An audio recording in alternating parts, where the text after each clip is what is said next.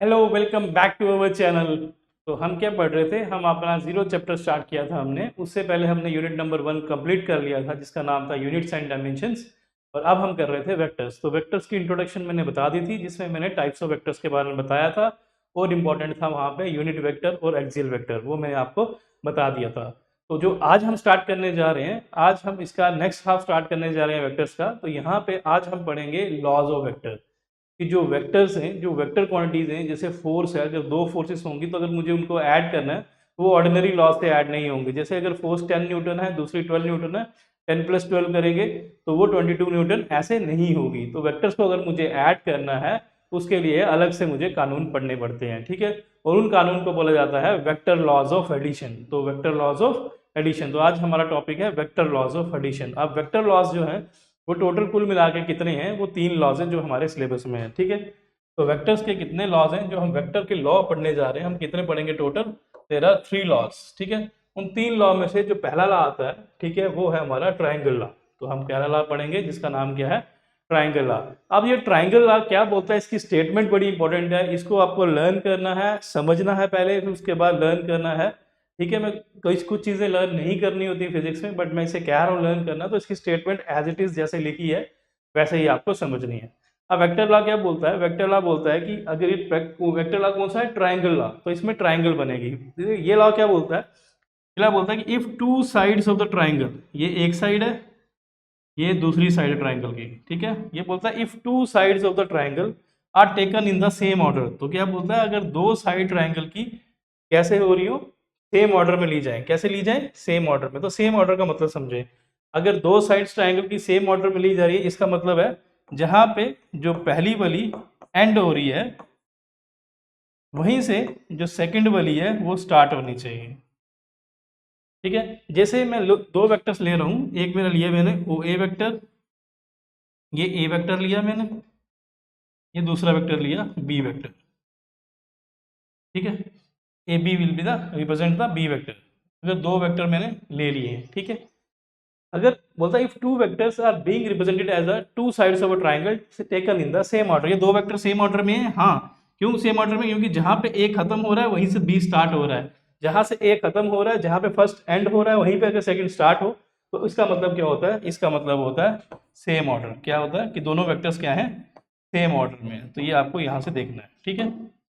अगर ऐसा हो, ठीक है, तो इन दोनों का जो रिजल्ट होगा, इन दोनों को जो ऐड करके रिजल्ट आएगा, वो कहाँ पे कौन बताएगा? वो बताएगा इस ट्राइंगल की थर्ड साइड। लेकिन वो थर्ड साइड क्या होगी? Will be taken in the opposite order. अगर यहाँ से यहाँ पे बना देता तो ये जो थर्ड वेक्टर होता, ये कहलाता रिजल्टेंट वेक्टर। रिजल्ट कहलाता, इन दोनों का एडिशन का रिजल्ट कहलाता। लेकिन ये जो रिजल्टेंट है, ये देखो यहाँ पे खत्म हुआ, वहीं से ये स्टार्ट हुआ, तो ये दोनों क्या हो जाते हैं? सेम ऑर्डर में आते। क्या होता है? ये सेम ऑर्डर में आते। बट हमें ऐसा नहीं करना है, हमें ऐसा नहीं करना है। जो रिजल्टेंट है वो हमेशा क्या होना चाहिए? अपोजिट ऑर्डर में होना चाहिए। कैसा होना चाहिए?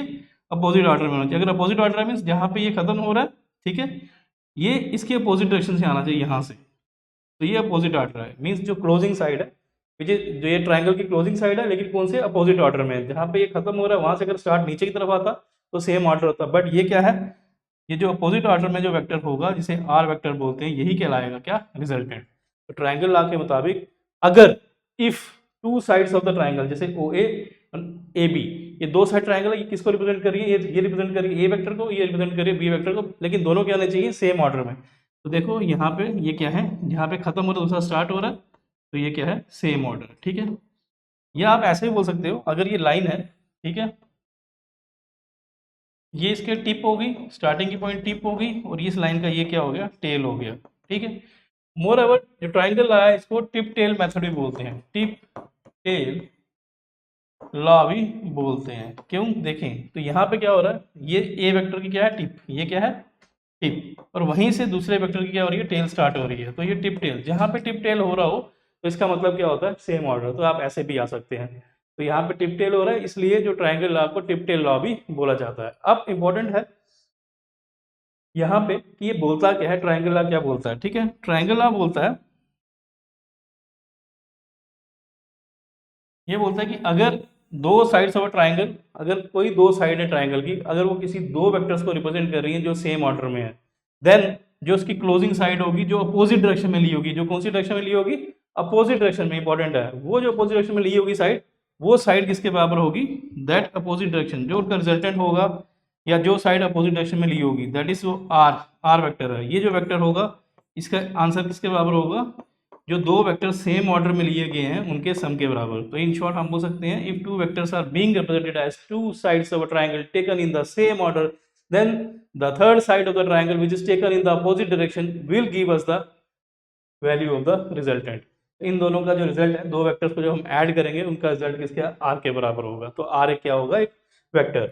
अगर आर एक वेक्टर है तो मुझे पता है वेक्टर की दो चीज़ें होना बहुत ज़रूरी है, एक तो उसका मैग्नीट्यूड होना ज़रूरी है, दूसरा उसकी डायरेक्शन होना ज़रूरी है। इन शॉर्ट नेक्स्ट टॉपिक जो हमारा आ जाता है कि हम दो वेक्टर्स का जब हम सम करते हैं तो उसका मैग्नीट्यूड कितना होता है, उसकी वैल्यू कितनी आती है, वो कैसे निकालते हैं, उसका एक अलग से फॉर्मूला होता है। और हमें बताना डायरेक्शन। डायरेक्शन का मतलब होता है कि जो हमारा रिजल्टेंट वेक्टर है, जो उन दोनों का रिजल्ट होगा, दो वेक्टर्स का जो रिजल्ट आएगा, वो रिजल्ट हमारा कितना डिग्री एंगल बनाता है हॉरिजॉन्टल के साथ, वो हमें बताना है। ठीक है, तो ये आपको स्टेटमेंट पढ़नी है, तो स्टेटमेंट बड़ा इंपॉर्टेंट है, तो आपको याद रखना है दो वेक्टर्स का। ठीक है, इसी के साथ में एक चीज़, छोटी सी चीज़ बोलूँ, अगर आपको कभी फिगर दी हो नोट करके, ठीक है, अगर आपको एक ट्रायंगल दिया हुआ है, उसमें एक वेक्टर यहाँ पर रिप्रेजेंट कर रहा है, ये है ए वेक्टर, साथ में ही सेम ऑर्डर में क्या है, दूसरा वेक्टर है। ठीक है, साथ में ही सेम ऑर्डर में क्या है आपके पास, एक तीसरा वेक्टर है, सी वेक्टर। ठीक है, ये ए वेक्टर, बी वेक्टर, ये सी वेक्टर। ठीक है, फिर आपसे पूछ रहा है इन तीनों वेक्टर्स का सम किसके बराबर होगा। ठीक है, अभी देखेंगे हम। ठीक है, हमने अभी किया ए वेक्टर, बी वेक्टर और अपोजिट डायरेक्शन में सी वेक्टर। हमने किया a vector, b vector same order में, और हमें पता जो सेम ऑर्डर में होते हैं उनका जो सम होता है, sum of the two vectors is always equal to the third vector जो क्या है अपोजिट डायरेक्शन में। तो अपोजिट डायरेक्शन में कौन सा, आर वेक्टर, इसके बराबर होता है। ठीक है, क्लियर। अब अगर मैं कर दूं,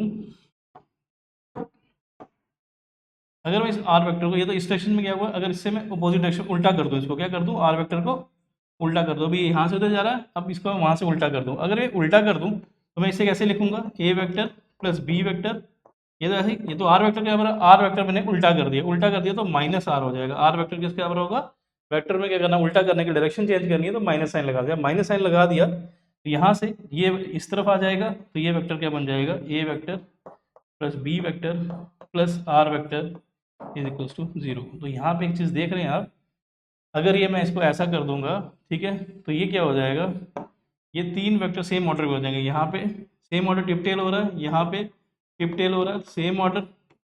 जब से तीनों सेम ऑर्डर में हो जाए वेक्टर्स तो इन तीनों का सम किसके बराबर होता है, 0 के बराबर। ये ऑब्जेक्टिव है एक। ठीक है, तो याद रखें जब ये एक वेक्टर यहाँ पे, दूसरा वेक्टर भी सेम ऑर्डर पे, तीसरा वेक्टर सेम, तो इस केस में इन तीनों का जो सम होता है a vector plus b vector plus c vector, अगर तीनों सेम ऑर्डर में है तो इनका सम क्या होता है, 0 के बराबर होता है। तो ये कभी कभी ऑब्जेक्टिव में भी पूछा जाता है आपसे। ठीक है,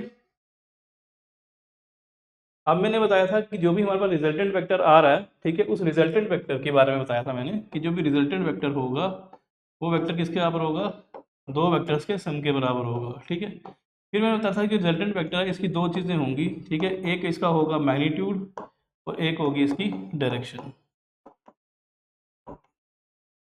ठीक है, अब हम निकालते हैं इसका मैग्नीट्यूड। मैग्नीट्यूड वेक्टर का कैसे, तो अगर आर वेक्टर इसका मैग्नीट्यूड लिखना होगा तो ऊपर से एरो हटा देंगे तो ये उसका मैग्नीट्यूड आ जाएगा। और अगर इसकी डायरेक्शन निकालनी होगी तो हम tan अल्फा से इसकी डायरेक्शन निकाल देंगे। ठीक है, डायरेक्शन को बाद में देखते हैं, पहले हम देखते हैं मैग्नीट्यूड कैसे निकालेंगे। ठीक है, मैग्नीट्यूड निकालने के लिए हमें ये करना पड़ेगा, हमें ट्रायंगल वापस बनाना पड़ेगा डायग्राम। तो डायग्राम क्या थी हमारी, ये एक वेक्टर था, ठीक है, ये ए वेक्टर था, ये ओ ए एक वेक्टर था, ओ ए जो ए वेक्टर को रिप्रेजेंट कर रहा था, और ओ बी क्या था हमारा, ए बी क्या था, हमारी दूसरी लाइन सेगमेंट था जो किसको, बी वेक्टर को रिप्रेजेंट कर रहा होगा। ठीक है, और हमारा अपोजिट डायरेक्शन में हम एक वेक्टर लिया था, दैट इज द, वो क्या था हमारा रिजल्टेंट वेक्टर था। ठीक है, आर वेक्टर। ठीक है, अब हमें निकालना क्या है, रिजल्टेंट वेक्टर का मैग्नीट्यूड निकालना है। उस चीज़ के लिए मैं लेट करता हूँ कि यहाँ से बी पॉइंट है, इस बी पॉइंट से एक परपेंडिकुलर ड्रॉप करता हूँ नीचे की तरफ, तो ये एन पॉइंट है, बी पॉइंट से, और जो ओ ए वेक्टर है इसको मैं इसका प्रोजेक्शन लेता हूँ, इसको मैं आगे करता हूँ। ठीक है, इसको मैंने एक्सटेंड कर दिया। जब इसको एक्सटेंड करूंगा तो ये एंगल कितना आ जाएगा, 90 का आ जाएगा। कितना आ जाएगा, 90 का एंगल आ जाएगा। ठीक है, अब जब बी एन को मैंने ड्रॉप किया यहाँ पे परपेंडिकुलर, तो ये यहाँ पे हमारा ये क्या आ गया, परपेंडिकुलर आ गया। ठीक है, अब ध्यान से देखें, ये वेक्टर को मैंने आगे प्रोजेक्ट किया यहाँ पे, तो हम मान के चलते हैं ये ए वेक्टर की प्रोजेक्शन आगे होगी। तो ए वेक्टर यहाँ पे आ गया, बी वेक्टर यहाँ पे आ गया। इन दोनों वेक्टर के बीच में एंटी क्लॉकवाइज एंगल मैंने लेट करता हूँ थीटा। तो यहाँ पे थीटा क्या है, तो यहाँ पे मैंने थीटा ले लिया। थीटा क्या ले लिया, ये इंपॉर्टेंट लिखना, ये लिया एंगल बिटवीन टू वेक्टर्स। जो दो वेक्टर सेम ऑर्डर में है उनके बीच में जो एंगल है वो क्या हो गया, थीटा। ठीक है, थीटा हो गया। अब मुझे निकालना है आर। आर, तो ये हमारा राइट एंगल ट्राइंगल है, ये हमारी बेस आ गई, ये परपेंडिकुलर आ गया, ये हाइपोटेन्यूज आ गई। तो मैं लिखूंगा इन ट्राइंगल, देखिए कौन सा triangle, O N B. O N B, इस ट्राइंगल में मुझे आर निकालना है मुझे। तो आर क्या हो जाएगा, अप्लाई पाइथागोरस थ्योरम। यहाँ पाइथागोरस थ्योरम लगाएंगे, पीजीटी पाइथागोरस थ्योरम, तो हाइपोटेन्यूज स्क्वायर क्या हो जाएगा, base square plus perpendicular square. ठीक है, हाइपोटेन्यूज क्या है इस ट्रायंगल में, 90, 90 के सामने ये आर है, तो R square equals to base. तो बेस क्या है, ये पूरी लाइन, बेस क्या है हमारी, O N square, plus perpendicular क्या है, बी एन, प्लस परपेंडिकुलर क्या है, बी एन। ठीक है, तो यहाँ से आर स्क्वायर किसके बराबर आ जाएगा, ओ एन। ओ एन किससे मिलके बना हुआ है, ओ एन मिलके बना हुआ है O A plus A N का स्क्वायर प्लस बी एन का स्क्वायर। ठीक है, ये हो गया। अब हमें निकालना है बी एन। अब बी एन क्या है, परपेंडिकुलर है। अगर कोई चीज़ परपेंडिकुलर है तो वो कैसे निकलती है, वो सबसे इंपॉर्टेंट होता है, वो निकलती है साइन थीटा से। अगर कोई परपेंडिकुलर निकालना हो, आपको परपेंडिकुलर निकालना हो तो आपको साइन थीटा लेना है। और मुझे ये चीज़ ए एन भी निकालना है, क्योंकि यहाँ पे ए एन है। तो ए एन क्या है, बेस है। तो ए एन क्या है हमारा, बेस है। और बेस कैसे निकलता है, कॉस थीटा से। बेस कैसे निकलता है हमारा, बेस कैसे निकलता है, कॉस थीटा से। ठीक है, अब साइन थीटा निकालेंगे हम, तो साइन थीटा किसके बराबर हो जाएगा, साइन थीटा, ये एंगल, एंगल के सामने परपेंडिकुलर। साइन थीटा क्या होता है, परपेंडिकुलर अपॉन हाइपोटेन्यूज। परपेंडिकुलर ये आएगा, इसके सामने ये अपॉन हाइपोटेन्यूज। हाइपोटेन्यूज क्या आ जाएगा, बी। तो मुझे बी एच, ये बी एन ही निकालना। ठीक है, तो मुझे क्या निकालना है, परपेंडिकुलर। परपेंडिकुलर क्या है, एंगल के सामने वाला परपेंडिकुलर होता है, परपेंडिकुलर बी एन है। और बी एन के सामने जो होता है वो हाइपोटेन्यूज होता है। बी एन के सामने क्या है, ये बी है, तो ये हाइपोटेन्यूज होगा। तो यहाँ से मेरा बी एन निकल गया। बी एन किसके बराबर आया, पी साइन थीटा के बराबर। किसके बराबर आया, पी साइन थीटा के बराबर आ गया। ठीक है, अब हमें कॉस थीटा निकालना है। कॉस थीटा क्या होता है, बेस बाई हाइपोटेन्यूज। क्या होता है, बेस बाई हाइपोटेन्यूज। तो यहाँ पे मुझे बेस क्या है, ये एंगल है। ये दो एंगल जहाँ बन रहे हैं, यहाँ पे भी एक एंगल, यहाँ पे एक जो ए एन है इसके ऊपर दो एंगल बन रहे हैं, ये थीटा भी बन रहा है, ये भी बन रहा है, तो ये बेस आ जाएगा ए एन। ठीक है, और हाइपोटेन्यूज तो एंगल के सामने होगा, दैट इज बी। ठीक है, तो यहाँ से ए एन किसके बराबर आ जाएगा, ये कॉस थीटा था, क्रॉस मल्टीप्लाई होगा, ए एन आ जाएगा आपका बी कॉस थीटा। आ जाएगा b cos theta, b n आ जाएगा बी साइन थीटा। तो अब इनकी वैल्यूज पुट करेंगे। ठीक है, तो यहाँ पे आर स्क्वायर किसके बराबर आ जाएगा, r square will be equals to o A. O A, o ए, ओ से ए क्या है, ए के बराबर है, प्लस ए एन। तो ए एन किसके बराबर निकला, ए एन निकला बी कॉस थीटा के बराबर, तो ये आ जाएगा बी कॉस थीटा। ठीक है, अब इनका क्या है, स्क्वायर है। क्या है इसका, स्क्वायर है। ठीक है, plus b n square. B n क्या है, बी साइन थीटा है, तो आएगा b square sine square theta. ठीक है, क्लियर है। अब हम यहाँ पे a प्लस बी का होल स्क्वायर लगाएंगे, तो उसका फॉर्मूला क्या है, a square plus B square. B square में आएगा b square cos square theta, a square में b square plus 2ab, 2 into a into b cos theta. तो यहाँ पे क्या आ जाएगा आपका, B square sine square theta. ठीक है, ये हो गया। अब हम ये चीज़ लिखेंगे यहाँ पे नीचे। ठीक है, या हम इस चीज़ को यहाँ पे आके यहाँ पे लिख देते हैं। ठीक है, देखें ये बी स्क्वायर है, ये बी स्क्वायर है, ये दोनों इकट्ठे लिखेंगे तो ये कॉमन आ जाएगा बी स्क्वायर। तो यहाँ पे आर स्क्वायर की जगह क्या आ जाएगा, ए स्क्वायर प्लस यहाँ पे बी स्क्वायर है, यहाँ पे बी स्क्वायर है, तो बी स्क्वायर कॉमन आ गया। ठीक है, तो यहाँ पे क्या है, कॉस स्क्वायर थीटा, और वहाँ क्या बचा, साइन स्क्वायर थीटा बच गया। ठीक है, अब यहाँ पे बचा गया plus 2a plus 2ab cos theta. ठीक है, sign square theta plus cos के थीटा आइडेंटिटी आपको पता है किसके बराबर होती है, 1 के बराबर होती है। तो यहाँ से हमारा रिजल्टेंट का स्क्वायर किसके बराबर आ गया, यहाँ से a square plus B square plus 2ab cos theta इसके बराबर आ गया। ठीक है, अब हम बात करते हैं रिजल्टेंट की। तो रिजल्टेंट किसके बराबर आ जाएगा, यहाँ पे रिजल्टेंट किसके बराबर हो जाएगा, ए स्क्वायर उधर जाएगा, under root of A square B square plus 2ab cos theta. तो ये आपका रिजल्टेंट का फॉर्मूला है जो आपको याद रखना है कि जो रिजल्टेंट होता है उसका जो मैग्नीट्यूड होता है, जो उसकी वैल्यू होती है, दो वेक्टर्स को जब हम ऐड करें उसकी जो वैल्यू आती है वो किसके बराबर आती है, जो भी हमारा एक वेक्टर होता है उसका स्क्वायर प्लस जो दूसरा वेक्टर होता है उसका square plus 2 into a into b into cos theta. तो इंपॉर्टेंट होता है थीटा। तो थीटा क्या होता है, थीटा आपको याद रखना है, जो थीटा होता है ये हमने डायग्राम में भी देखा, ये एंगल होता है किसके बीच में, angle between A vector and B vector. तो आपको ये याद रखना है थीटा क्या है, यहाँ पे देख लो थीटा इसका एंगल है, ये ए वेक्टर की प्रोजेक्शन आगे की थी, ए वेक्टर और जो बी वेक्टर के बीच में एंगल है उसको बोलते हैं थीटा, उसको एंटी क्लॉकवाइज डायरेक्शन में है। ठीक है, तो ये आपका रिजल्टेंट का फॉर्मूला लर्न कर लेना है। ठीक है, तो ये क्या होता है, कभी भी दो वेक्टर्स का रिजल्ट निकालना हो तो under root a square plus B square plus 2ab cos theta होता है। इंपॉर्टेंट है, थीटा क्या होता है, थीटा दो वेक्टर्स के बीच में एंगल होता है, ये आपको याद रखना है। ठीक है, ये तो हमने निकाल दिया इसका मैग्नीट्यूड, अब हमें निकालना है इसकी डायरेक्शन। ठीक है, मैग्नीट्यूड तो निकाल दी इस वेक्टर की, अब हमें इस वेक्टर की डायरेक्शन निकालनी है। ठीक है, अब हम डायरेक्शन कैसे निकालते हैं, डायरेक्शन कौन देता है, हमें आपको बताया था कि जो डायरेक्शन होती है, जो डायरेक्शन ऑफ द रिजल्टेंट होती है, जो direction of the resultant vector है वो बेसिकली क्या होता है, वो होता है tan alpha, tangent of the alpha. ठीक है, और यहाँ पे अल्फा क्या होता है, अल्फा होता है angle made by resultant with horizontal. जो हॉरिजेंटल वेक्टर होता है, जैसे यहाँ पे ए वेक्टर है, इसके साथ जो रिजल्टेंट ये जा रहा है, ये जो एंगल बनाता है एंटी क्लॉकवाइज डायरेक्शन में, उस एंगल को बोलते हैं अल्फा। ठीक है, और जो एंगल होता है वही एंगल देता है हमें डायरेक्शन। तो बेसिकली अगर डायरेक्शन निकालनी है आर की, तो इसका मतलब क्या करना होता है, मुझे अल्फा को फाइंड आउट करना होता है। ठीक है, अल्फा को अकेले में फाइंड आउट नहीं कर सकता, इसलिए मैं उसका टेंजेंट फाइंड आउट करता हूँ। ठीक है, और मुझे पता है कि जो टेन थीटा होता है वो क्या होता है, परपेंडिकुलर अपॉन बेस। ये हमारा टेक्नोमेट्री में क्या होता है, परपेंडिकुलर अपॉन बेस। ये अल्फा एंगल है, इस एंगल के सामने देखो ये परपेंडिकुलर, तो ये यार एंगल के सामने जो होता है परपेंडिकुलर, और परपेंडिकुलर क्या आ रहा है आपका बी एन। ठीक है, अपॉन बेस, तो इस ट्रायंगल के पूरे ट्रायंगल, ट्रायंगल कौन सी देख रहे हैं हम, इसको निकालने के लिए हम ट्रायंगल कौन सी ले रहे हैं, इन ट्रायंगल, ये triangle O N B, O N B, ये ट्रायंगल ले रहे हैं। ठीक है, इस ट्रायंगल में हम क्या देख रहे हैं, परपेंडिकुलर देख रहे हैं, और यहाँ पे हम देख रहे हैं बेस।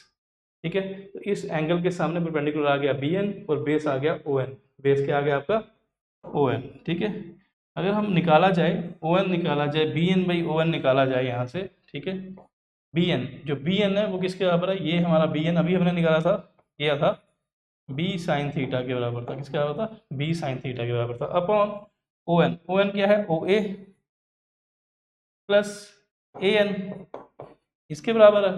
ठीक है, और ओ ए तो मुझे पता है किसके बराबर है, ओ ए यहाँ से लेके ओ ए किसके बराबर होता है, ए के बराबर है, प्लस जो ए एन है पीछे अभी निकाला वो किसके बराबर होता है, बी कॉस थीटा के बराबर। तो यहाँ से मेरा एक फॉर्मूला निकल गया कि जो टेन अल्फा होता है, जो डायरेक्शन होती है वो किसके बराबर होती है, बी साइन थीटा, जो सेकंड वेक्टर होता है वो, into sine of the angle between two vectors upon A plus B cos theta. तो किसके बराबर होता है, टेन अल्फा किसके बराबर होता है, बी साइन थीटा अपॉन ए प्लस बी कॉस थीटा के बराबर होता है। ठीक है, तो ये था हमारी डायरेक्शन। तो डायरेक्शन किससे निकलती है, टेंजेंट अल्फा से निकलती है। अगर मोर प्रिसाइसली बोला जाए डायरेक्शन अल्फा होती है, अगर अल्फा होती है तो अल्फा क्या आ जाएगा, अल्फा आ जाएगा tan inverse b sine theta upon ए प्लस बी कॉस थीटा। ठीक है, तो ये हमारी डायरेक्शन निकल गई किसकी, रिजल्टेंट की। तो रिजल्टेंट का हमने मैग्नीट्यूड भी निकाल दिया और उसकी डायरेक्शन में निकाल दिया। तो ये ट्रायंगल लॉ के अकॉर्डिंग जो रिजल्टेंट है उसका मैग्नीट्यूड इतना होता है और इसकी डायरेक्शन इतनी होती है। लेकिन कब, जब दो वेक्टर्स मिलके क्या बना रहे हो, एक ट्रायंगल की दो साइड्स बना रहे हो जो सेम ऑर्डर में हो रही हो, ठीक है। नेक्स्ट एक लॉ हुआ। सेकंड लॉ जो आता है हमारा, उस लॉ को बोलते हैं पैरेललोग्राम लॉ, ठीक है। अब पैरेललोग्राम लॉ जो है ये क्या बोलता है, ये इंपॉर्टेंट है, ठीक है। ये क्या बोलता है, ये बोलता है कि अगर if two sides, if two vectors, अगर एक वेक्टर ये है, ठीक है, और दूसरा वेक्टर ये है, ठीक है, ये दो वेक्टर हैं, ठीक है, ये ओ ए वेक्टर है, ये ओ बी वेक्टर है, ठीक है। ओ ए किसको रिप्रेजेंट कर रहा है, ए वेक्टर को रिप्रेजेंट कर रहा है। ओ बी किसको रिप्रेजेंट कर रहा है, बी वेक्टर रिप्रेजेंट कर रहा है, ठीक है। तो ये ट्रायंगल जो हमारा पैरेललोग्राम लाया है, ये क्या बोलता है, ये बोलता है कि अगर दो non zero vector, zero vectors होने चाहिए, बिल्कुल जीरो छोटे नहीं होने चाहिए, नॉन जीरो, जिनकी वैल्यू जीरो ना हो, बोलता है if two non zero vectors are being represented by two adjacent sides of a parallelogram, बोलता है अगर दो vectors adjacent sides of parallelogram को रिप्रेजेंट कर रहे हो। देखो ये दो वेक्टर्स कहाँ से ऑरिजिनेट हो रहे हैं, इनका जो ये क्या है, इनकी जो वर्टेक्स है, जो ये कहलाती है वर्टेक्स, ठीक है। जो ये दो लाइंस निकल रही है, दो वेक्टर्स निकल रहे हैं, ये कहाँ से निकल रहे हैं, इनकी जो वर्टेक्स है वो क्या है, कॉमन है। कॉमन मीन्स सेम वर्टेक्स है, क्या है, सेम वर्टेक्स है। तो जो दो लाइंस जिनका वर्टेक्स सेम होता है, वो दो लाइंस क्या कहलाती हैं, आपस में एडजेसेंट कहलाती हैं। तो इन शॉर्ट जो एडजेसेंट एडजेसेंट वेक्टर्स होते हैं, जो एडजेसेंट साइड्स होती हैं, वो कौन सी होती हैं, जो एडजेसेंट साइड्स होती हैं, जो एडजेसेंट साइड्स होती हैं वो कौन सी होती हैं, ठीक है। एडजेसेंट साइड होती हैं जो कॉमन पॉइंट से ओरिजिनेट हो रही है, जो कॉमन पॉइंट से, जिनका क्या हो, कॉमन पॉइंट हो, जहाँ पे वो कॉमन पॉइंट में क्या हो रही हो, मीट कर रही हूँ, या वहाँ से क्या कर रही हूँ, ओरिजिनेट हो रही हूँ, निकल रही हूँ, ठीक है। तो वो जो पॉइंट होता है उसको बोलते हैं हमारा एडजेसेंट पॉइंट। या एडजेसेंट पॉइंट वो दो लाइंस अगर एडजेसेंट कब होती हैं, जब उनका वर्टेक्स कॉमन होता है, ठीक है। तो ये जो कोना, जिस कोने से वो निकल रही हैं, अगर वो कॉमन पॉइंट से निकल रही हैं, तो वो क्या है, एडजेसेंट है। तो अब ये क्या बोलता है, पैरेललोग्राम बोलता है, अगर वो बोलता है कि अगर दो साइड्स हैं हमारी, इस नॉन जीरो वेक्टर्स हैं, अगर वो रिप्रेजेंट कर रहे हैं दो adjacent sides of a parallelogram को, ठीक है, देन जो इन दोनों का रिजल्ट होगा, वो रिजल्ट कहाँ से निकलेगा, बोलता है जो इन दोनों के बीच में से लाइन निकल रही है, जिसको बोलते हैं डायगोनल, ठीक है। जो वर्टेक्स से लाइन निकलती है, सेंटर से निकलती है उसकी, उसको बोलते हैं डायगोनल। देन वो बोलता है कि जो जो हमारा डायगोनल होगा पैरेललोग्राम का, वो इन दोनों वेक्टर्स का क्या होगा, रिजल्टेंट होगा। तो रिजल्ट मीन्स आर होगा। तो इन दोनों का रिजल्ट कौन होगा, जो यहाँ से डायगोनल से निकलेगा। इन शॉर्ट इसके अकॉर्डिंग पैरेललोग्राम के मुताबिक अगर दो वेक्टर्स जो है वो रिप्रेजेंट, वो क्या है, वो दो एडजेसेंट साइड्स हैं, इसकी पैरेललोग्राम की एडजेसेंट साइड्स होनी चाहिए, कॉमन पॉइंट से दोनों निकलने चाहिए, दोनों वेक्टर्स कॉमन पॉइंट से निकलने चाहिए, तो एडजेसेंट कहलाएंगे। होता है अगर दो वेक्टर्स एडजेसेंट साइड्स हैं अगर किसी ट्रायंगल की, ठीक है, दिख रहे हैं एडजेसेंट साइड से कॉमन पॉइंट से निकल रहे हैं, देन जो उनका रिजल्ट होगा, उन दोनों वेक्टर्स का जो सम होगा, वो उसको कौन रिप्रेजेंट करेगा, जो उसका डायगोनल होगा हमेशा वो उन दोनों के सम के बराबर होगा। तो डायगोनल को ना आर, तो देन जो आर वेक्टर होगा वो हमेशा क्या होगा, उन दोनों के सम के बराबर होगा। तो याद रखना, अगर दो vectors adjacent side of parallelogram को रिप्रेजेंट करेंगे, देन इन दोनों का रिजल्ट जो इनका सम है ए प्लस बी का, वो किसके बराबर होगा, एक ऐसी थर्ड साइड जो कहाँ से निकल रही हो, जो इस पैरेललोग्राम का डायगोनल हो, उसके बराबर होगा, ठीक है, क्लियर। अब सेम है, रिजल्टेंट है, ठीक है। अब रिजल्टेंट की दो चीज़ें होंगी, ठीक है। अब रिजल्टेंट का क्या होगा, मैग्नीट्यूड भी होगा, और रिजल्टेंट की क्या होगी, डायरेक्शन भी होगी। अब ये कैसे निकालेंगे, तो सेम है, मैग्नीट्यूड के लिए आर लिखेंगे, और डायरेक्शन के लिए हम क्या निकालेंगे, टेन अल्फा वन निकालता है, यहाँ पे एंगल चेंज कर देंगे, बीटा निकाल देंगे, ठीक है। और बीटा क्या होगा, वही सेम जो एंगल आर बनाएगा किसके साथ, हॉरिजॉन्टल के साथ, सेम, ठीक है। तो जो हॉरिजॉन्टल के साथ ये एंगल बनाएगा एंटी क्लॉकवाइज डायरेक्शन में, उसको बोला जाएगा बीटा। वहाँ पे अल्फा बोला था, यहाँ पे बीटा बोला, ठीक है। अब हम क्या करेंगे, हम ये जो साइड है इसकी प्रोजेक्शन लेंगे, सीधा ऐसे ऐसे ऐसे करके प्रोजेक्शन लेंगे इसकी यहाँ पे, और इस साइड की प्रोजेक्शन हम लेंगे यहाँ पे। ये हमारा आगे जाके कहीं पे इनसे मिल जाएगा यहाँ पे जाके, ठीक है।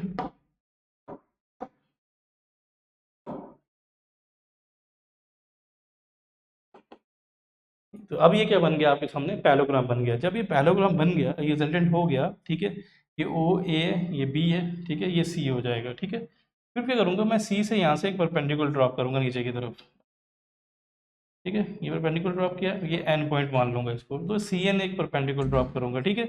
अगर ये हमारा ए वेक्टर है, इसको प्रोजेक्ट किया इधर यहाँ पे, तो ये हो जाएगा हमारा बी वेक्टर, ठीक है। ये इसको आगे लेके आऊँगा, ये ए वेक्टर, ए वेक्टर और बी वेक्टर के जब एंगल जो आ जाएगा वो आ जाएगा theta, that is the angle between the two vectors. ठीक है, ये आ गया। फिर अब सिंपल हो जाएगा। अब हमारे पास क्या बनेगा, इस चीज़ को भूल जाओ, इसको, इससे ऊपर वाले क्वेश्चन को भूल जाओ। ये क्वेश्चन बचा ये वाला ओ सी एन।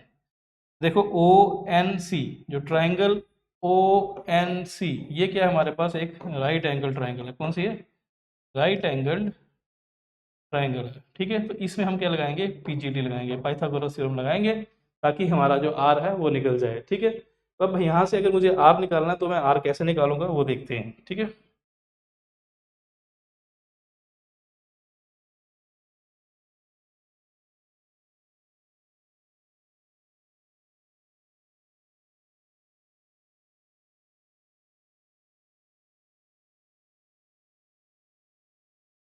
अब मुझे आर निकालना है, तो आर निकालने के लिए मैंने ट्राइंगल लेनी है, कौन सी, ट्राइंगल ओ एन सी। ठीक है, तो मैं जो रिजल्टेंट है, ठीक है, इसका क्या निकाल रहा हूँ, मैग्नीट्यूड निकाल रहा हूँ। जब इसका मैग्नीट्यूड निकालने के लिए मैं क्या कर रहा हूँ, मैं ट्राइंगल ले रहा हूँ, कौन सा triangle, O N C, O N C. तो मैंने ये ट्राइंगल ले लिया। तो ये कैसी ट्राइंगल है, राइट एंगल है। कैसी है, राइट ट्राइंगल है। तो राइट ट्राइंगल ले लूंगा तो इसमें पीजीटी लगाऊंगा, hypotenuse square equals to base square plus perpendicular square. Hypotenuse तो इसमें ये आर ही है, ये आर स्क्वायर आ जाएगा।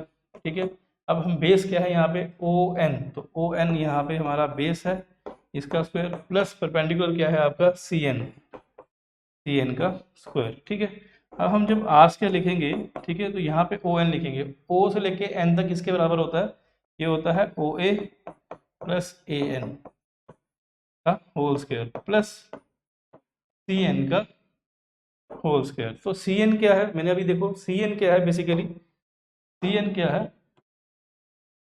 सी एन इस ट्राइंगल में परपेंडिकुलर है, और ए एन क्या है, यहाँ पे इस छोटी सी ट्राइंगल की बात करें तो ए एन क्या है, यहाँ पे बेस है। ठीक है, तो मुझे पता है परपेंडिकुलर निकालने के लिए हम क्या करते हैं, हम साइन थीटा निकालते हैं। ठीक है, और साइन थीटा इस केस में क्या होगा, इस ट्राइंगल, छोटी सी ट्राइंगल में सी ए एन में एंगल के सामने परपेंडिकुलर, साइन थीटा क्या होता है, परपेंडिकुलर अपॉन बेस। तो सी एन अपॉन जो आपका हाइपोटेन्यूज, तो परपेंडिकुलर अपॉन हाइपोटेन्यूज क्या है, बी। तो यहाँ से तो जो सी एन आ जाएगा वो आ जाएगा आपका बी साइन थीटा। ठीक है, यहाँ पे साइन थीटा था, क्रॉस मल्टीप्लाई हुआ, तो सी एन क्या आ गया, बी साइन थीटा। इसी तरह बेस निकालने का हम क्या करते हैं, हम कॉस थीटा निकालते हैं। कॉस थीटा होता है बेस बाई हाइपोटेन्यूज। ठीक है, और बेस देखते हैं, तो बेस क्या है, यहाँ पे ए एन है। ठीक है, इस छोटी सी ट्राइंगल में हाइपोटेन्यूज क्या है, बी। तो यहाँ से क्रॉस मल्टीप्लाई हो जाएगा, तो यहाँ से ए एन किसके बराबर आ जाएगा, बी कॉस थीटा के बराबर। किसके बराबर आ जाएगा, बी कॉस थीटा के बराबर आ जाएगा। सी एन किसके बराबर आ गया, बी साइन थीटा के बराबर आ गया। वैल्यूज पुट करेंगे, आज का किसके बराबर हो जाएगा, ओ ए। ओ से लेके ए तक क्या होता है, ए के बराबर है, plus A N. A N क्या है, बी कॉस थीटा के बराबर है, इसका स्क्वायर प्लस हमारा क्या आता है यहाँ पे सी एन। तो सी एन क्या है, बी साइन थीटा के बराबर, बी साइन थीटा के बराबर का इसका स्क्वायर। ठीक है, अब हम जब आर स्क्वायर निकालेंगे तो यहाँ पे क्या होगा, a square plus B square plus a plus b का होल स्क्वायर है, plus 2ab cos theta plus B square sine square theta. ठीक है, तो यहाँ पे बी स्क्वायर कॉस का थीटा, बी स्क्वायर साइन का थीटा, बी स्क्वायर कॉमन है, तो यहाँ से हम इसको कॉमन निकाल लेंगे। तो यहाँ से आ जाएगा a square plus B square common, तो यहाँ पे आ जाएगा cos square theta plus sine square theta plus यहाँ पे क्या बचेगा, 2ab कॉस थीटा। और हमें पता है कॉस का थीटा प्लस साइन का थीटा इक्वल्स टू क्या होता है, 1 होता है। ठीक है, इसकी जगह 1 लिख देंगे, तो यहाँ से आर हमारा निकल जाएगा, ये स्क्वायर रूट इधर चल जाएगा, रूट इधर आ जाएगा, तो ये रूट हो जाएगा, तो ये आ जाएगा a square plus B square plus 2ab cos of theta. तो आप देख रहे हैं कि चाहे ट्राइंगल ना हो, चाहे पैरेललोग्राम ना हो, चाहे ट्राइंगल ना हो, चाहे पैरेललोग्राम ना हो, उस केस में जो रिजल्टेंट का मैग्नीट्यूड होता है वो हमेशा किसके बराबर होता है, जो दो वेक्टर्स हैं उनके इंडिविजुअल स्क्वायर के बराबर, plus twice of the single vector into second vector into cosine cos of the angle between two vectors. तो थीटा क्या है, थीटा यहाँ पे थीटा क्या है, आपको थीटा बताना चाहिए। थीटा है हमारा angle between two vectors, theta क्या है, एंगल बिटवीन टू वेक्टर्स, जो दो वेक्टर्स के बीच में एंगल है वो है। तो ठीक है, यहाँ पे आप थीटा देख सकते हैं कि थीटा यहाँ पे ए वेक्टर जा रहा था, यहाँ पे बी वेक्टर जा रहा था, इन दोनों के बीच में जो एंटी क्लॉकवाइज एंगल था थीटा। ठीक है, तो ये आपका मैग्नीट्यूड निकल गया। जब आपका मैग्नीट्यूड निकल गया, ठीक है, तो अब आप क्या करने डायरेक्शन निकालेंगे। ठीक है, डायरेक्शन कैसे निकालेंगे वो इंपॉर्टेंट है। ठीक है, डायरेक्शन के लिए मैंने आपको बोला था क्या करना होता है हमें, डायरेक्शन निकालने के लिए हमें क्या करना होता है, हमें टेन अल्फा निकालना होता है। इस केस में हम टेन बीटा निकालेंगे टेन बीटा। और टेन बीटा किसके बराबर होता है, परपेंडिकुलर अपॉन बेस में निकालता है। और ट्रिग्नोमेट्री कहाँ लगती है, राइट एंगल ट्राइंगल में लगती है। कहाँ, राइट ट्राइंगल में लगती है।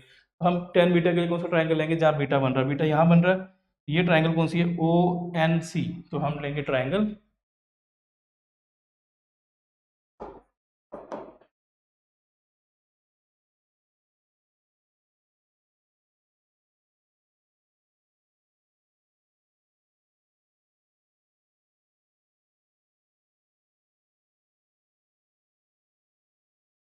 ठीक है, अब हम क्या करेंगे, हम निकाल रहे थे टेन बीटा, तो टेन बीटा के लिए फिर से डायग्राम बनाएंगे। अब डायग्राम देखेंगे कैसे बन रही है।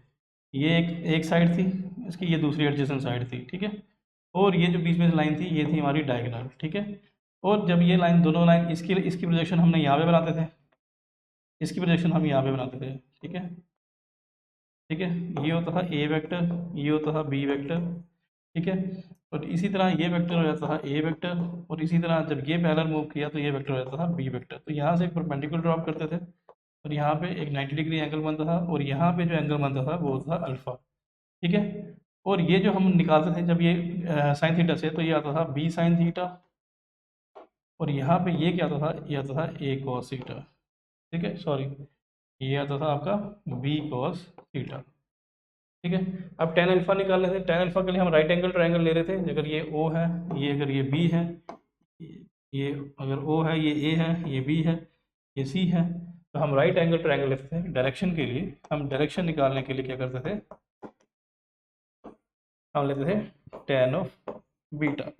और जो टेन थीटा है that is a trigonometric function है, कहाँ लगता है, राइट एंगल ट्रायंगल में। और कौन सी राइट एंगल ट्रायंगल ली थी हमने, यहाँ पे राइट ट्रायंगल ली थी हमने ओ एन सी, इसको अगर एन माने, ठीक है, ओ एन सी। ठीक है, तो इस ट्रायंगल में हम क्या करेंगे, हम परपेंडिकुलर अपॉन बेस निकालेंगे। ठीक है, तो इस ट्रायंगल में परपेंडिकुलर देखें तो एंगल, ये एंगल अल्फा, अल्फा के सामने ये जो होता है ये परपेंडिकुलर होता है, यहाँ परपेंडिकुलर आ जाएगा बी साइन थीटा। ठीक है, बेस देखें इस ट्रायंगल में पूरा बेस है O A plus A N, O A plus A N. ठीक है, तो यहाँ से क्या आंसर आ जाएगा, B sine theta upon O ए, ओ से लेके ए तक कितना है, ए है, प्लस ए एन किसके बराबर है, ए एन किसके बराबर है, बी कॉस थीटा के बराबर। तो यहाँ से हमारा जो डायरेक्शन आ गई, वो डायरेक्शन का फॉर्मूला भी यहाँ पे सेम आया, वो देखें वो क्या है, बी साइन थीटा अपॉन ए प्लस बी कॉस थीटा। तो थीटा क्या है, थीटा है angle between two vectors. Alpha या बीटा क्या है, बीटा क्या है, बीटा है angle made by resultant with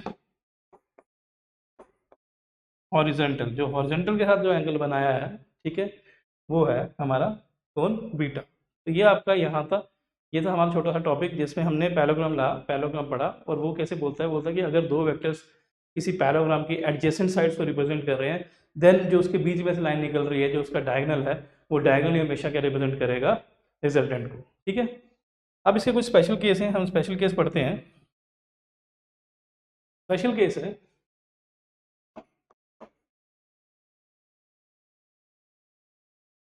किसके हैं special case, magnitude of the resultant के। जो रिजल्टेंट का वैल्यू आएगी, आर वेक्टर का जो मैग्नीट्यूड आएगा, उस मैग्नीट्यूड के कुछ स्पेशल केसेस हैं। ठीक है, अब वो मुझे पता है कि इन जनरल दो वेक्टर्स के बीच में अगर एंगल थीटा है तो उनका जो रिजल्टेंट होगा, दैट इज आर वेक्टर, वो किसके बराबर होगा, under root of A square plus B square plus 2ab cos of theta के बराबर होगा। ठीक है, अब आपको क्वेश्चन में कभी कभी गिवन होता है, गिवन क्या होता है, case number one, case number one में बोलते हैं कि अगर थीटा जीरो है, क्या बोलते हैं, अगर दो वेक्टर्स के बीच में एंगल जो हो, अगर वो 0 डिग्री हो जाए।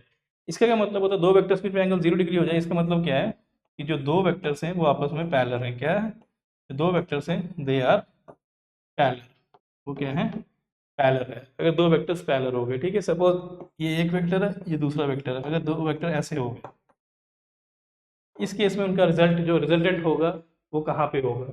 जैसे सपोज एक बंदा इधर फोर्स लगा रहा है, दूसरा बंदा भी इधर फोर्स लगा रहा है, तो मुझे बताना नेट फोर्स कितनी होगी और उसकी डायरेक्शन क्या होगी, किस तरफ वो जाएगी चीज़ जिस पे फोर्स लग रही है। अगर थीटा 0 हो जाए, डायरेक्शन की बात नहीं करेंगे, मैग्नीट्यूड की बात करेंगे, अगर थीटा 0 हो जाए तो रिजल्टेंट कितना होगा, तो जो रिजल्टेंट होगा, ठीक है, तो वो रिजल्टेंट होगा किसके बराबर होगा, मैं सीधा लिख रहा हूँ, अगर थीटा 0 हो जाए, जो रिजल्टेंट होता है वो a प्लस बी के बराबर होता है। सिंपल, उन दोनों वेक्टर्स को ऐड कर दो, जो उनका करके आंसर आएगा वो रिजल्टेंट होगा, अगर एंगल 0 है, मीन्स अगर दो वेक्टर्स पैरेलल हैं। और अगर जो ये जो रिजल्टेंट होता है, जब दो वेक्टर सिंपली ऐड कर देते हैं तब जो रिजल्टेंट आता है, वो जो रिजल्ट की क्या होती है, वो मैक्सिमम वैल्यू होती है, उसे आर मैक्स बोलते हैं। ठीक है, आर मैक्स कितना होता है, a प्लस बी। अब इसको प्रूव करते हैं कैसे आता है। कुछ नहीं करना, आपको थीटा यहाँ पे पुट करना है। जब आपको यहाँ पे थीटा पुट करोगे,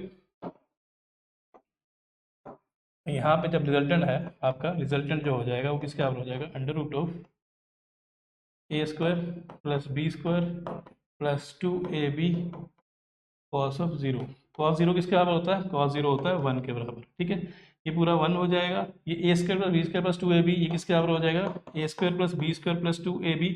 इसकी आइडेंटिटी होती है a प्लस बी के होल स्क्वायर की, हो जाएगा। ये स्क्वायर उसके रूट कैंसिल हो जाएगा, तो नेट रिजल्टेंट किसके बराबर आ जाएगा, a प्लस बी के बराबर। ये हमने डायरेक्ट आपको बताया यहाँ पे, अगर थीटा 0 होगा तो रिजल्टेंट कितना हो जाएगा, a प्लस बी। ये इसी फॉर्मूले से निकलता है, इस फॉर्मूले में थीटा की वैल्यू 0 पुट करने के बाद। तो जो मैक्सिमम वैल्यू है, जब दो वेक्टर्स को हम ऐड करेंगे तो वो जो उसकी मैक्सिमम वैल्यू है किसके बराबर होती है, जब दोनों को इंडिविजुअली ऐड करते हैं। जब इंडिविजुअली दोनों को ऐड करेंगे, जो उनका आंसर आएगा उससे बड़ी वैल्यू कभी हमारी रिजल्टेंट की नहीं आ सकती। ठीक है, अब हम बात करते हैं सेकेंड केस। अगर थीटा 180 होता है, अगर थीटा 180 होता है तो जो दो वेक्टर्स का रिजल्टेंट है वो आता है a माइनस बी। तो दो वेक्टर्स क्या होते हैं, उनका जो मतलब हमें डिफरेंस मिलता है, और अगर थीटा 0 होता है तो हमें क्या मिलता है, हमें हमें एडिशन मिलती है। और ये जो वैल्यू होती है ये मिनिमम वैल्यू होती है, तो आर मिनिमम। तो मिनिमम कम से कम वैल्यू किसी दो वेक्टर्स की सबसे छोटी रिजल्टेंट वैल्यू, जिनका रिजल्ट है सबसे छोटा कितना हो सकता है, जब एक में से दूसरे को निकाल दूँ उतना ही हो सकता है। अब इस चीज़ को भी हम प्रूव करते हैं। ठीक है, हमें पता है कि जो रिजल्टेंट होता है वो होता है under root of A square plus B square plus 2ab cos of theta. Theta कितना है यहाँ पे 180, और जो कॉस 180 होता है वो उसकी वैल्यू आपको आनी चाहिए, वो होती है -1 के बराबर। जब -1 पुट करेंगे तो रिजल्टेंट यहाँ से कितना आ जाएगा, यहाँ से आ जाएगा a square plus B square minus 2ab cos of theta. ठीक है, तो a square plus B square minus 2ab cos theta किसके बराबर होता है, a माइनस बी के। किसके बराबर होता है, a माइनस बी के होल स्क्वायर के बराबर। जब ये करेंगे तो ये स्क्वायर रूट और ये कट जाएगा, तो जो यहाँ पे हमारा रिजल्टेंट है वो इसका आंसर आ जाएगा a माइनस बी। तो याद रखना, जो ये वैल्यू होती है मिनिमम वैल्यू होती है, और रिजल्टेंट की मिनिमम वैल्यू कब आती है, जब उन दोनों के बीच में एंगल होता है 180। तो 180 का मतलब क्या होता है, इसका मतलब होता है कि जब दो वेक्टर्स जो हैं वो क्या हैं, एंटी पैरेलल है। दो वेक्टर्स क्या हैं हमारे, एंटी पैरेलल, पैरेलल के अपोजिट है। ठीक है, एंटी पैरेलल मीन्स दोनों, एक अगर एक वेक्टर यहाँ पे जा रहा है, इस जगह इस डायरेक्शन में जा रहा है, तो दूसरा वेक्टर यहाँ पे जा रहा होगा, ये एंटी पैरेलल होते हैं, एक दूसरे से उल्टे होते हैं। देखो इन दोनों के बीच में एंगल कितना बन रहा है, 180। दो वेक्टर्स जब 180 एंगल बनाते हैं तो हमेशा वो क्या होते हैं, एक दूसरे के एंटी होते हैं, उल्टे होते हैं, एंटी पैरेलल होते हैं। तो इनका आंसर क्या हो जाएगा, आर मिनिमम हो जाएगा। ठीक है,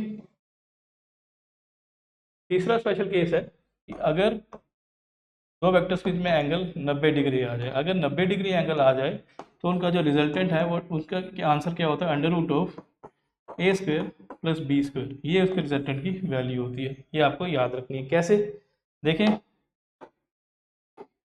रिजल्टेंट क्या होता है, रिजल्टेंट होता है under root of A square plus B square plus 2ab cos of theta. Cos theta means cos 90। Cos 90 किसका होता है, कॉस 0 1 होता है, तो कॉस 90 क्या होता है, कॉस 90 होता है 0। जब 0 होगा तो 2ab इंटू 0 हो जाएगा, ये पूरी रकम 0 हो जाएगी। तो रिजल्टेंट क्या आ जाएगा हमारे पास, under root of A square plus B square. तो ये हमारा रिजल्टेंट का फार्मूला तब होता है जब एंगल क्या होता है 90।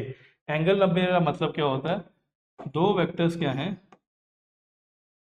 Are perpendicular to each other, तो वो आपस में क्या है, परपेंडिकुलर हैं एक दूसरे के। परपेंडिकुलर मीन्स उन दोनों के बीच में एंगल क्या है 90। इसकी डायग्राम कैसे बनेगी, एक वेक्टर अगर ऐसे जा रहा है, दूसरा वेक्टर ऐसे जा रहा होगा, दोनों के बीच में एंगल कितना बन रहा होगा 90। ठीक है, तो ये आपका ऐसे याद रखना है। ठीक है, इन शॉर्ट जो अभी तक हमने कंक्लूड किया, यहाँ से कंक्लूड क्या किया हमने, कंक्लूड किया कि जो रिजल्टेंट की वैल्यू है, जो आर की वैल्यू है, वो लेस देन इक्वल्स टू होगी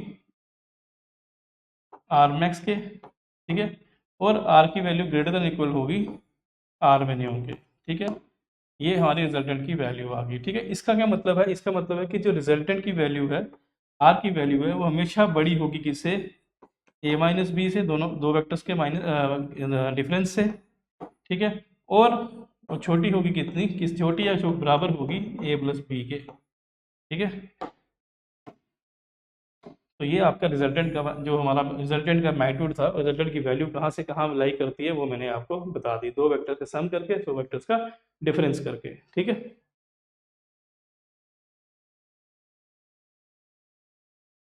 अब जो तुम्हारा थर्ड नंबर ऑफ लॉ होता है, ठीक है, जो थर्ड लॉ होता है, ठीक है, इसको बोला जाता है पॉलीगन लॉ। कौन सा लॉ, पॉलीगन, पॉलीगन लॉ। तो पॉलीगन, पॉली मीन्स मैनी, तो इसमें क्या होगा, बहुत सारे वेक्टर्स होंगे। तो ये पॉलीगन लॉ क्या बोलता है, ये पॉलीगन लॉ बोलता है कि अगर सपोज करें कि आपके पास एक मैनी साइडेड फिगर है, ठीक है, जिसमें एन नंबर ऑफ साइड्स हैं, क्या है, एन नंबर ऑफ साइड है, और उसमें से ही अगर N minus one sides, total sides हैं एन, उसमें से एक कम कर दो, उतनी साइड्स, अगर एन माइनस साइड्स क्या है, अगर हमारी सेम ऑर्डर में ली जाती हैं, देन उन सभी n माइनस वन साइड्स का जो सम होगा, उनका वेक्टर सम होगा, वो रिजल्टेंट उनका उनका जो रिजल्टेंट है वो कौन होगा, जो एक n लास्ट साइड होगी जो अपोजिट डायरेक्शन में ली जाएगी उसके बराबर होगा। तो ये क्या बोलता है polygon law, just like figure, वो बोलता है कि सपोज आपके पास n माइनस वन क्या है, आपके पास, हमारे पास n n साइडेड पॉलीगन है। ठीक है, एक पॉलीगन है, एक उसमें क्या है n नंबर ऑफ साइड्स है। ठीक है, n नंबर ऑफ साइड्स हैं, अगर उस n नंबर साइड में से अगर n माइनस वन साइड्स है, टोटल n है, n minus one means n से एक कम, n माइनस साइड्स अगर क्या है, अगर सेम ऑर्डर में है, कैसे है, अगर n माइनस n क्या है, they are in the same order taken as sides of polygon. अगर n माइनस वन साइड्स है, वो सेम ऑर्डर में ली गई है as the sides of a polygon, then then जो रिजल्टेंट होगा वो कौन होगा, देन जो रिजल्टेंट होगा, it is then the resultant is given by the nth side, जो लास्ट साइड होगी nth साइड, वो उसका रिजल्टेंट होगी, जो क्या होगी, अपोजिट ऑर्डर में होगी, क्या होगी, जो अपोजिट ऑर्डर में होगी। ठीक है, ये बोलता है पॉलीगन लॉ। जैसे पॉलीगन लॉ बोलता है, जैसे हम यहाँ मान के चलते हैं ओ से ए, ये एक वेक्टर है, ओ से बी दूसरा वेक्टर सेम ऑर्डर में, ये तीसरा वेक्टर सेम ऑर्डर में, चौथा वेक्टर सेम ऑर्डर में, ये पांचवा वेक्टर सेम ऑर्डर में। ठीक है, अगर ये पांच वेक्टर हैं जो सेम ऑर्डर में लिए गए हैं, ठीक है, ये सिक्स साइडेड फिगर है, सपोज छः, ये इसमें पॉलीगन में कौन सा है, इसमें छः साइडें हैं, पांच साइडें सेम ऑर्डर में, देन इन पांचों साइडों का जो सम होगा, मीन्स जो ए वेक्टर प्लस ये जो बी वेक्टर है प्लस जो सी वेक्टर है प्लस जो डी वेक्टर है प्लस जो ई वेक्टर है, इन सबका जो सम होगा, ये हमेशा किसके बराबर होगा, लास्ट साइड के, जो nth साइड होगी, जो सिक्स्थ साइड होगी, जो अपोजिट ऑर्डर में ली गई है। देखो यहाँ पे आया, तो यहीं से मैं यहाँ पे ले लेता, अगर इस ये जो ई ओ से अगर मैं वेक्टर ऐसे ले लेता तो ये सेम ऑर्डर में होता, बट ये उल्टे यहाँ से, ये क्लोजिंग साइड है, ये ओ से इधर आई है तो अपोजिट ऑर्डर में आई है, तो जो अपोजिट ऑर्डर में आई होगी वही साइड क्या रिप्रेजेंट करेगी, रिजल्टेंट को। ठीक है, समझ आया। तो पॉलीगन लॉ भी यही बोलता है कि अगर हमारे पास अगर n साइडेड पॉलीगन है जिसमें n नंबर ऑफ साइड्स हैं, उसमें से अगर n माइनस वन साइड्स हैं अगर सेम ऑर्डर में ली जाती हैं, देन जो उनका रिजल्टेंट होता है, जो उनका रिजल्ट होता है उनको ऐड करने के बाद, वो रिजल्ट कौन होता है, जो लास्ट साइड होती है nth साइड, जो अपोजिट डायरेक्शन में ली जाती है, जो क्लोजिंग साइड होती है पॉलीगन की, जो पॉलीगन को बंद कर रही है, वही साइड बंद कर रही है, क्लोजिंग साइड है, वो उसके बराबर होती है। तो ये हमारा कौन बोलता है, ये होता है पॉलीगन लॉ। ठीक है, अब ये पॉलीगन लॉ को थोड़ा सा और एक्सप्लेन करेंगे। ठीक है, ठीक है, अब अगर इस पॉलीगन की बात की जाए, इस पॉलीगन का ये हिस्सा काट दें, सिर्फ इस हिस्से को उठाएं, इस हिस्से में क्या हो रहा है, एक ट्राइंगल बन रहा है, क्या बन रहा है, ट्राइंगल बन रहा है। इस ट्राइंगल में ओ ए जैसे जहाँ पे ए खत्म हुआ वहीं से बी स्टार्ट हुआ। इस वेक्टर में, इस ट्राइंगल में क्या हो रहा है, ए वेक्टर, ये ए वेक्टर और बी वेक्टर सेम ऑर्डर में, इन दोनों का जो सम होगा that will be given by the, इस अगर एक को भूल जाओ तो ये क्लोजिंग साइड है ये, तो ये साइड कौन सी है, ओ बी। क्लोजिंग साइड कौन सी है, ओ बी। ये ओ बी वेक्टर के बराबर होगा। तो ये क्या है, ये हमारा पॉलीगन लॉ के अंदर क्या लग रहा है, ट्राइंगल लॉ भी हमारा लग रहा है। ठीक है, आपको ये चीज़ देखनी है। ठीक है, और पॉलीगन लॉ क्या बोलता है वो मैंने आपको समझा दिया। ठीक है,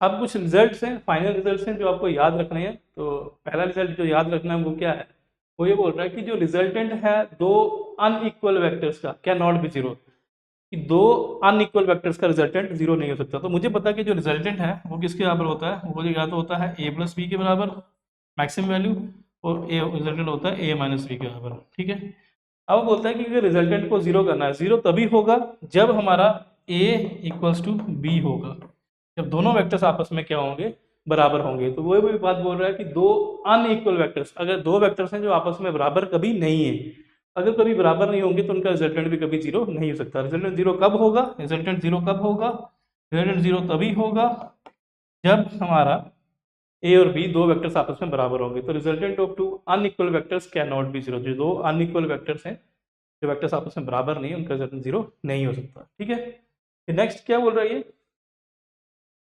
बोला रिजल्टेंट ऑफ थ्री को प्लेनर वेक्टर्स। तो को प्लेनर वेक्टर्स कौन से होते हैं, मैंने आपको बताया था।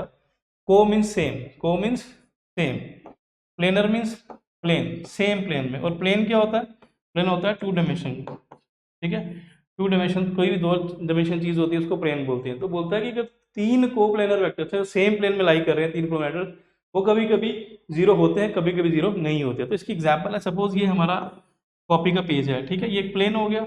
ठीक है, एक वेक्टर यहाँ पे लाई कर रहा है। ठीक है, दूसरा वेक्टर इसके परपेंडिकुलर लाई कर रहा है। ठीक है, दो वेक्टर्स हैं यहाँ पे। ठीक है, एक वेक्टर यहाँ पे हो गया और दूसरा वेक्टर यहाँ पे हो गया। एक वेक्टर इसको, इस पॉइंट को यहाँ खींच रहा है, एक यहाँ खींच रहा है। ठीक है, तो इनका रिजल्टेंट, जो इनका रिजल्ट होगा, तो पैरेललोग्राम का लॉजिक वो कहाँ जाएगा, वो यहाँ कहीं पे जा रहा होगा डायगोनल में, तो इनका रिजल्टेंट यहाँ जा रहा होगा। ठीक है, अब यहाँ पे क्या है, यहाँ पे ये बोल रहा है कि ये प्लेन है, इसी प्लेन में तीन वेक्टर्स हैं, दो वेक्टर्स हैं। ठीक है, दो वेक्टर्स हैं, एक इधर जा रहा है, एक इधर जा रहा है, तो इनका रिजल्ट कहाँ जाएगा, सेंटर में जाएगा। सपोज यहाँ चला गया। अब तीसरा वेक्टर है वो ना इस पॉइंट को इधर खींच रहा है। ठीक है, तीसरा वेक्टर है वो इस पॉइंट को इधर खींच रहा है। अगर इन दोनों का जो रिजल्टेंट है, उनका रिजल्ट करके तीसरा वेक्टर, अगर ये वेक्टर बराबर हो गए, ये इधर खींच रहा है, इधर खींच रहा है, तो यहाँ पे नेट नेट क्या आ जाएगा, जीरो आ जाएगा। तो इसका मतलब है कि अगर तीसरा वेक्टर और जो रिजल्टेंट है, दो वेक्टर्स का जो रिजल्टेंट था, अगर वो किसी एक सेम प्लेन में अगर लाई कर रहे हैं, ठीक है, अगर वो आपस में बराबर होते तो उनका रिजल्ट क्या आता, जीरो। अगर ये बराबर नहीं होते, दोनों में से कोई भी बड़ा होता, तो अगर ये सपोज ये सी बड़ा है तो ये यहाँ पे चला जाएगा, तो नेट फोर्स जीरो नहीं होगी। तो याद रखना, जो रिजल्टेंट होता है तीन कोप्लेनर वेक्टर्स का, वो कभी कभी जीरो होता है, कभी कभी जीरो नहीं होता। तो इस केस में जीरो कब होता, कि अगर जितना रिजल्टेंट की वैल्यू आती उतनी ही अगर सी वेक्टर की वैल्यू होती, तो एक दूसरे को कैंसिल आउट कर देते, तो जीरो हो जाता। तो हम बोलते हैं कि जो को सेम प्लेन में लाई करने वाले वेक्टर्स, जो तीन वेक्टर्स हैं, वो क्या हो गए, जीरो हो गए। लेकिन अगर रिजल्टेंट की वैल्यू मैच नहीं करती, अगर अलग अलग होती, तो ये दोनों वेक्टर्स, जो तीनों वेक्टर्स हैं, जो कौन से हैं, को प्लेनर से, उनका रिजल्ट जीरो नहीं होता। तो दोनों केस बता दिए। ठीक है, अब लास्ट है, resultant of three non coplanar vectors can not be zero. बोलता तीन नॉन कोप्लेनर वेक्टर्स हैं। नॉन मीन्स प्लेन पे लाई नहीं कर रहे, सेम प्लेन पे लाई नहीं कर रहे। ये बुक है, उसका पेज है, ये प्लेन आ गया। ठीक है, अब थ्री क्या है, नॉन कोप्लेनर थे, वो सेम प्लेन में लाई नहीं कर रहा, मीन्स एक यहाँ पे कर रहा है, दूसरा यहाँ पे कर रहा है। ठीक है, और जो तीसरा है वो सेम प्लेन में लाई नहीं कर रहा, सपोज वो यहाँ पे हवा में है, तो जेड एक्सिस में है, यहाँ पे हवा में ऐसी तरफ है, तो ये इस तरफ आ रहा है मेरी तरफ। ठीक है, तो ये रिजल्टेंट क्या हो गया, इसका रिजल्टेंट यहाँ पे हो गया, इनका रिजल्ट डायगोनल्स देगा पैरेललोग्राम लॉ के मुताबिक। ये इधर ये एक ए वेक्टर है, ये बी वेक्टर है। ठीक है, इनका रिजल्टेंट यहाँ चला गया। अब जो तीसरा वेक्टर है वो इस प्लेन में, इस कॉपी में ही नहीं है, वो इस हवा में है, बाहर की तरफ है। अब क्या होगा, अब तीन वेक्टर्स का जो रिजल्टेंट है वो जीरो होगा, नहीं होगा। अगर तीसरा वेक्टर इस प्लेन में लाई करेगा, अगर वो लाई करेगा और अगर वो इस डायरेक्शन में हो, अगर वो ये और ये बराबर हो, तभी वो जीरो होगा रिजल्टेंट। लेकिन अब तो वो लाई नहीं कर रहा, तो इसका मतलब क्या है कि जो रिजल्टेंट है तीन कोप्लेनर वेक्टर्स का, वो जीरो नहीं हो सकता। कोप्लेनर वेक्टर्स का कभी हो सकता है और कभी नहीं हो सकता, लेकिन नॉन कोप्लेनर हो गया, मीन सेम प्लेन में लाई नहीं कर रहा, तीसरा कहीं बाहर कर रहा है, उनका रिजल्टेंट तो कभी तीनों का जीरो नहीं हो सकता। तो ये हमारा था आज का टॉपिक। ठीक है। तो आप ये भी क्वेश्चन देख सकते हैं, ठीक है। ये क्वेश्चन जो है हमारा नीट में PYQ में आया है। ये क्वेश्चन क्या बोल रहा है, ये बोल रहा है हमारे पास 6 वेक्टर्स हैं, 6 वेक्टर्स हैं हमारे पास, ठीक है। ए से लेके एफ तक they have the magnitude and direction indicates in the figure, उसका मैग्नीट्यूड डायरेक्शन दिया हुआ फिगर में, और बताना हमें which of the following statement is true. तो मुझे बताना है इसमें से कौन सी स्टेटमेंट ट्रू है।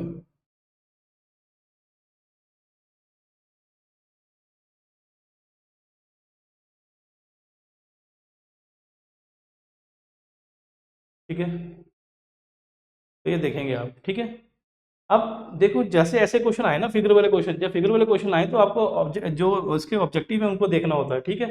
जैसे यहाँ पे लिखा हुआ b plus c equal to f, तो b plus c equal to f mean sum of the two vectors equal to third vector, तो रिजल्टेंट वेक्टर हो गया जब अभी हमने किया। बी वेक्टर और सी वेक्टर की डायग्राम बनाते हैं। बी वेक्टर कहाँ पे है, बी वेक्टर नीचे जा रहा है, कहाँ जा रहा है, नीचे जा रहा है, ठीक है। ये आ गया बी वेक्टर, ठीक है।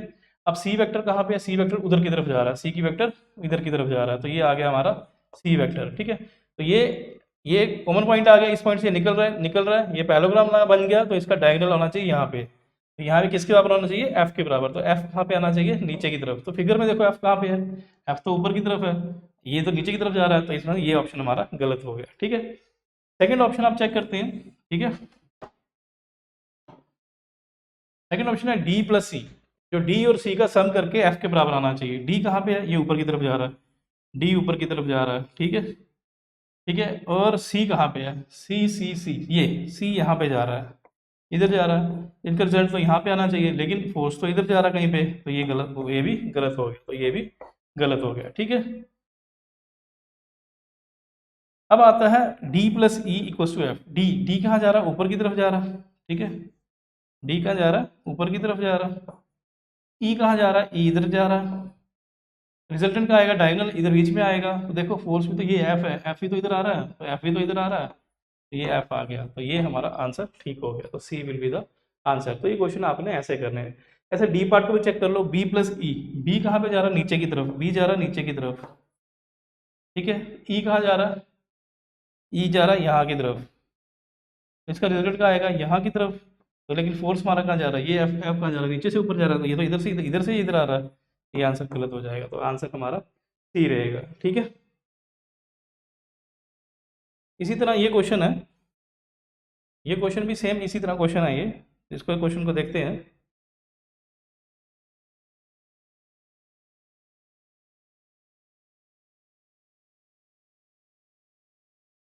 ठीक है। अब ये क्वेश्चन क्या है, ये क्वेश्चन है फॉर द फिगर, इस फिगर में दिया हुआ है a vector plus b vector equal to c vector, क्या दिया हुआ है, a vector plus b vector equal to c vector, b plus c equal to, इस फिगर में हमें बताना है कि कौन सा डायग्राम, कौन सा इनमें से ऑप्शन सही है, ठीक है। मैंने जैसे आपको बताया, अगर ये ट्राइंगल है तो आपको क्या करना है, ट्राइंगल ला लगाने के लिए दो साइड्स देखनी है जो सेम ऑर्डर में, जो सेम ऑर्डर में उनका जो सम कर देना है, ठीक है। अब देखना ये यहाँ से ए स्टार्ट हुआ ए, और यहाँ से सेम ऑर्डर नहीं, इधर से तो ये बी वेक्टर ऊपर से नीचे आ रहा है, तो यहाँ से ये सी को देखो, यहाँ से सी खत्म हुआ यहाँ पे, और यहीं से हमारा ए स्टार्ट हुआ, तो ये सी और ए सेम ऑर्डर में आ गए, जो सेम ऑर्डर में आ गए, सी प्लस ए के आगे सेम ऑर्डर, तो इनका जो सम होना चाहिए वो हमेशा क्लोजिंग साइड के बराबर होना चाहिए। देखो ये यहाँ से यहाँ आया, ये यहाँ से यहाँ आया, ये ऊपर से क्लोजिंग साइड कौन सी है, बी, तो क्लोजिंग साइड कौन सी है, बी, तो जो सेम साइड के हैं उनका सम होना चाहिए, किसके बराबर होना चाहिए, क्लोजिंग साइड बी है, तो आंसर आना चाहिए C plus A equals to B, तो आंसर कौन सा है, C plus A equals to B. तो ये कुछ क्वेश्चन थे जो आपके नीट में PYQs में आए हुए थे। तो आपको क्या करना होता है, जो कॉन्सेप्ट आपको पढ़ाया जा रहा है उसको अच्छे से पढ़ना है, उस कॉन्सेप्ट को, उस थ्योरी को 2 से 3 बार रीड करना है, क्वेश्चन तो हम करते ही जाएंगे, ठीक है। ये क्वेश्चन आपको शॉर्ट्स में मिल जाएंगे, जो मैं शॉर्ट्स बनाई है इस क्वेश्चन की जो PYQs है, तो ये लेक्चर देखने के बाद आप शॉर्ट्स भी देख सकते हैं, ठीक है। Thank you for watching my video.